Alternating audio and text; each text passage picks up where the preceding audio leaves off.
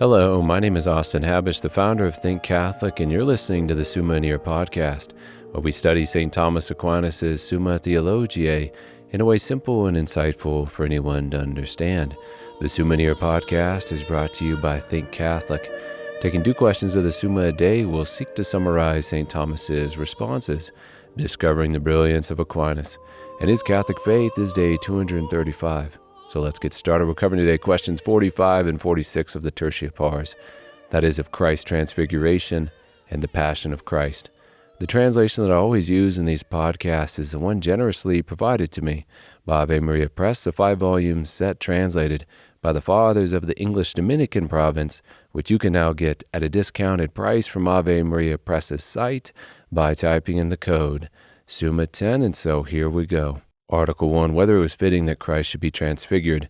In the Transfiguration, the glory of Christ in his soul shined forth through his humanity. In this way, he not only gave additional proof of his divinity to the disciples who saw it, but he is also in his transfiguration showing a taste of that glory which awaits those who persevere in grace.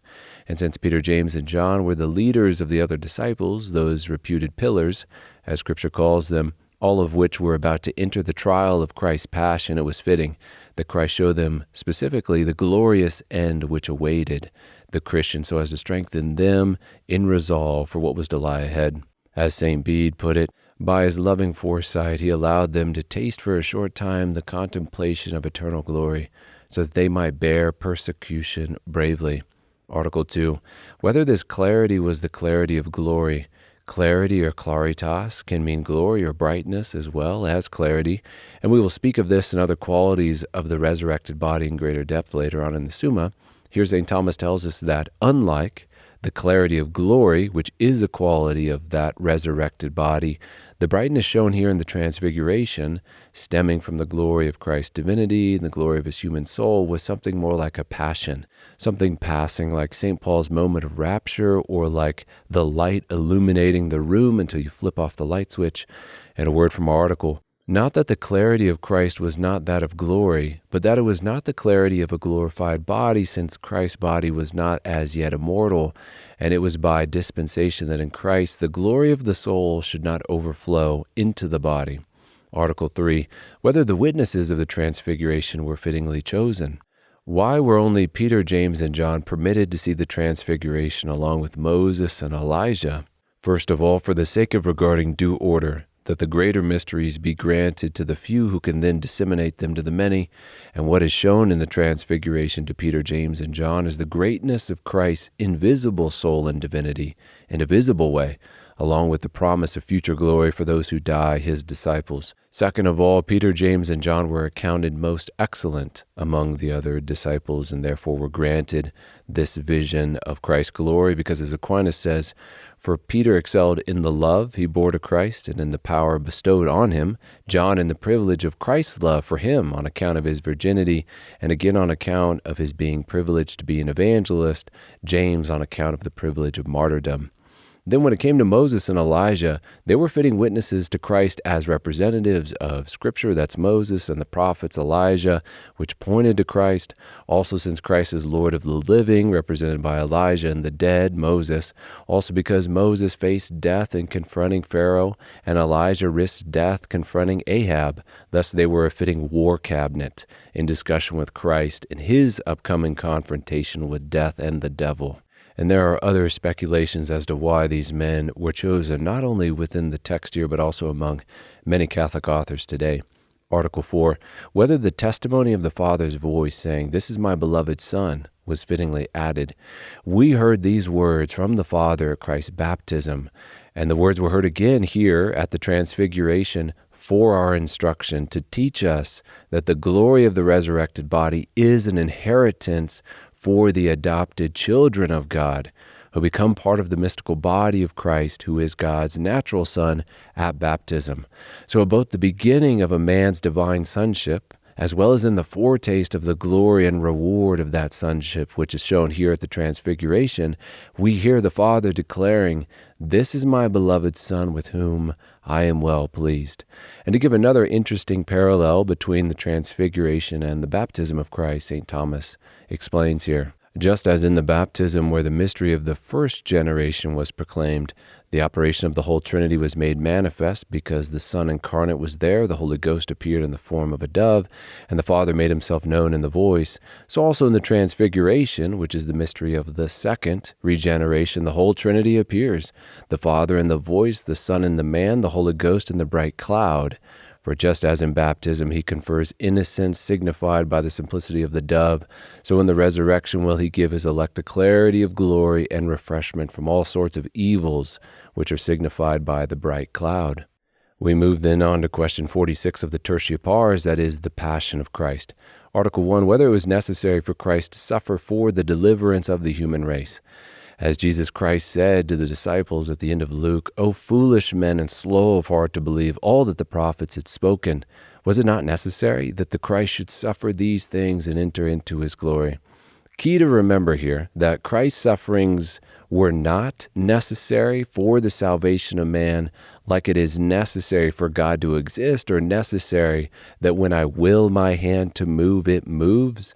In other words, God could have both saved us by some other means if he had so willed, and also that he was under no constraint or compulsion to choose this particular means, which he did in fact choose for our salvation. But having then chosen this means, having chosen Christ's sufferings to be the specific remedy for mankind, then following this choice, it was necessary for Christ to suffer, to enter into his glory. It was also necessary for the sake of fulfilling the scriptures inspired by God, and it was necessary for us to be incorporated into Christ's action on the cross, his mystical body, if we are to be saved.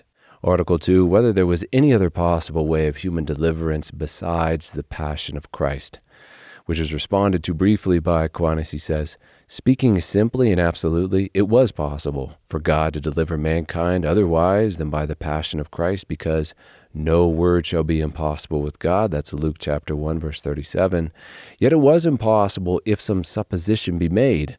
For since it is impossible for God's foreknowledge to be deceived and his will or ordinance to be frustrated, then supposing God's foreknowledge and ordinance regarding Christ's passion, it was not possible at the same time for Christ not to suffer and for mankind to be delivered otherwise than by Christ's passion.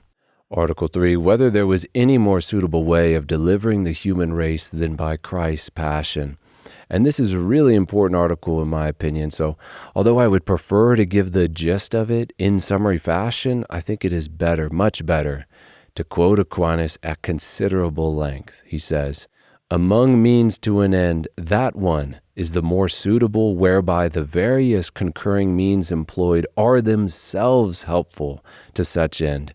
But in this, that man was delivered by Christ's passion, many other things, besides deliverance from sin, concurred for man's salvation. In the first, man knows thereby how much God loves him, and is thereby stirred to love him in return, and herein lies the perfection of human salvation, as the Apostle says in Romans chapter 5, God commendeth his charity towards us, for when as yet we were sinners, Christ died for us. Secondly, because thereby he set us an example of obedience, humility, constancy, justice, and the other virtues displayed in the passion, which are requisite for man's salvation. Hence it is written in 1 Peter, Christ also suffered for us, leaving you an example that you should follow in his steps. Thirdly, because Christ by his passion not only delivered man from sin, but also merited justifying grace for him and the glory of bliss, as shall be shown later. Fourthly, because by this man is all the more bound to refrain from sin, according to 1 Corinthians chapter 6. You are bought with a great price.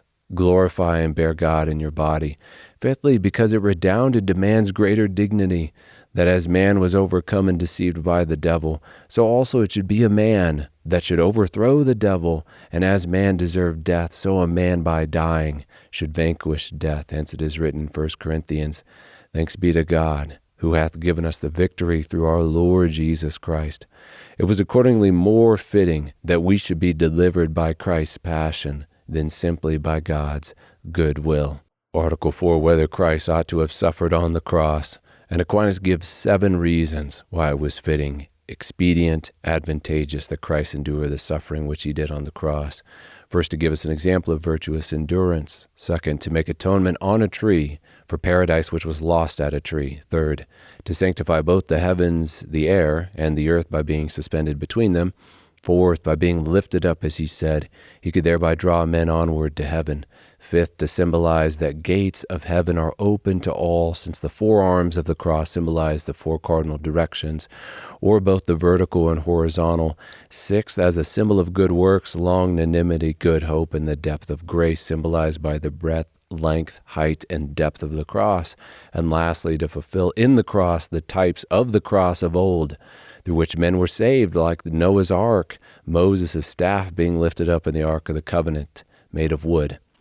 My favorite of these reasons personally is the first, and so I'd like to quote Aquinas on that point specifically. He writes, as an example of virtue, for Augustine thus writes, God's wisdom became man to give us an example in righteousness of living, but it is part of righteous living not to stand in fear of things which ought not to be feared.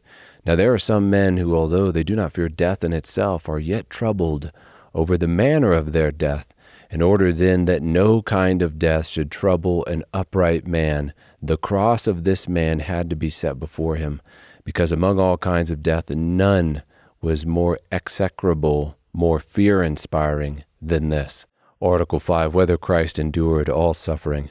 He did not endure all suffering specifically, in the same way that one cannot suffer from drowning and burning at the same time, for example.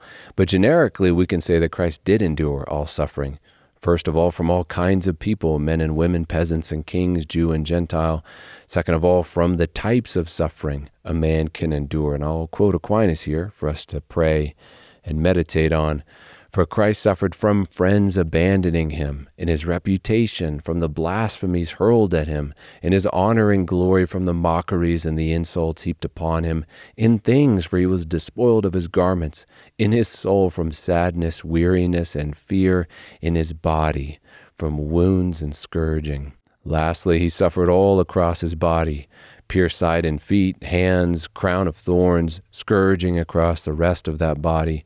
And in his external senses, Aquinas continues, in touch by being scourged, and nailed in taste by being given vinegar and gall to drink, in smell by being fastened to the gibbet in a place reeking with the stench of corpses, which is called Calvary, in hearing by being tormented with the cries of blasphemies and scorners, in sight by beholding the tears of his mother and of the disciple whom he loved.